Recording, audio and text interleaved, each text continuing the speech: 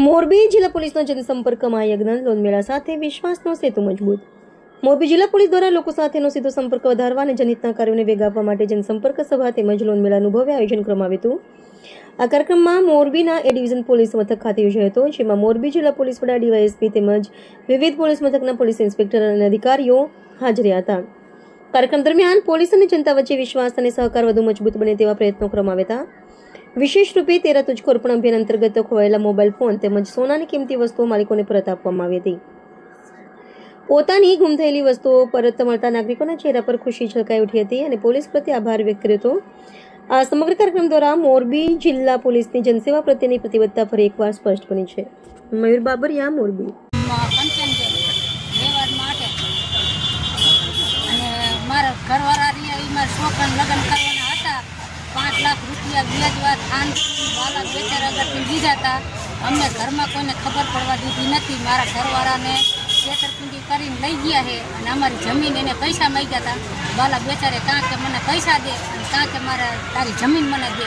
અને મારા ઘરવાળાને ધમકી મારીને વાલા બેચાર અને એનો છોકરો મયુર બેથી લઈ ગયા અને મારા ઘરવાળાને ધમકી મારી ખાતે જમીન કરાવી દીધી, સહી કરાવી દીધી, દસ્તાવેજ કરાવી દીધી. ધમકીમાં શું આપવામાં આવ્યું? ધમકીમાં એમ કીધું કે મને અત્યારે પૈસા ભરી નકર તારી જમીન દે કે નકર તને ઘરે જવા ન દો. એટલે અમારે જણે બીકની મારે જમીન ખાતે કરી દીધી એને કે 6 મહિનામાં તને પાછી દઈ. 6 મહિનાને બદલે અમે પછી 12 મહિના જતા મને મારા છોકરાને ગામના કેવા આવ્યા એટલે અમને ખબર પડે. પછી અમે પૂછવા રહ્યા તો અમારો ઘરવાળો કહેતો નહોતો, મારો ધણી એમ કહેતો તો મારના બીકે અમને ઘરમાં નહોતો કહેતો, બરોબર. પછી અમે દસ્તાવેજ કઢાવવા ગયા, હું મારો છોકરો તો દસ્તાવેજ બાલા બેચારના નામનું નીકળ્યું. પછી અમે અહીંથી 9 જણા ગયા, 20 જણા ગયા.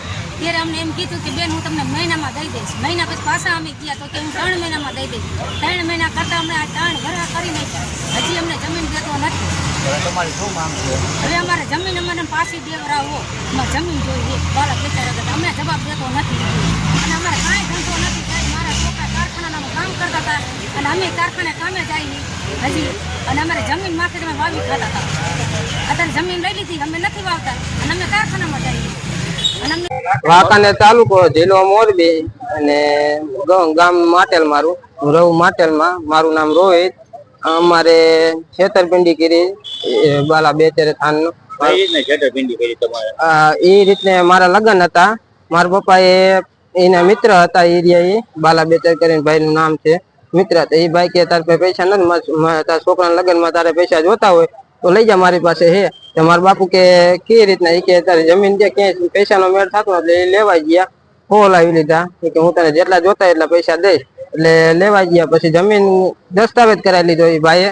હવે પછી અમે 6 મહિના થયા પછી અમે તમારી જમીન છૂટી કરાવી ભાઈ. મેં કે પૈસા દઈ દે, તમારા વ્યાજ તમારી મૂડી બધું. તો પછી અમે 6 મહિના પછી ગયા. 6 મહિના પછી ગયા પછી એ ભાઈ પૂછ્યું મેં કે આપણે કેટલા પૈસા દેવાના, જમીન પાછી કરી દો. તો કે તમારે 10 લાખ રૂપિયા દેવાના છે. તો મેં મારા બાપુ ને તોય બધે 5 ગામના બધા લઈને, 5 ગામના હોય ને એ બધા લઈને ગયા. એ બધા એમ કીધું કે કાંઈ વાંધો, તમે જમીન અમે પાછી કરી દઈશું. ગામના હતા 5 જણા. તો પછી એમ કરતા કરતા 3 મહિના 6 મહિના એવરી વધારે દેતા ગયા. તો 3 વર્ષ થયા. પછી છેલ્લે એમ કીધું તો કે તમારે જમીન નથી દેવી, થાય કલ્યો, જ્યાં તોડવું હોય તોડ્યો.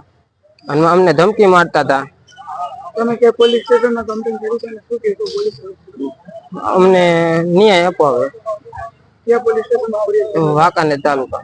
આજે મોરબી જિલ્લા પોલીસ દ્વારા ખાસ કરીને મોરબી ડિવિઝનમાં એ ડિવિઝન પોલીસ સ્ટેશનમાં લોકજાગૃતિના ભાગરૂપે જે વ્યાજખોરો છે એમની વિરુદ્ધના એક મુહિમના ભાગરૂપે તમામ જે ભોગ બનનાર છે અથવા અગાઉથી 3-4 દિવસ પહેલાં અમારા ડીવાયએસપી શ્રી આલ સાહેબે લોકોને એક વિનંતી કરેલી હતી કે આપને કોઈ પણ ત્રાસદાયક કૃત્ય થતું હોય કે વ્યાજખોરોના કોઈ ત્રાસ હોય તો અવશ્ય આવો.